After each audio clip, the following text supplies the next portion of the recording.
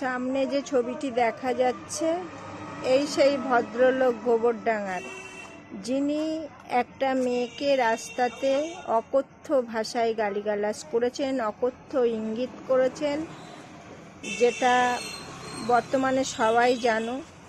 তো জানি না ভদ্রলোকের ফ্যামিলিতে মা, বোন, ভাই কেউ আছে কি না।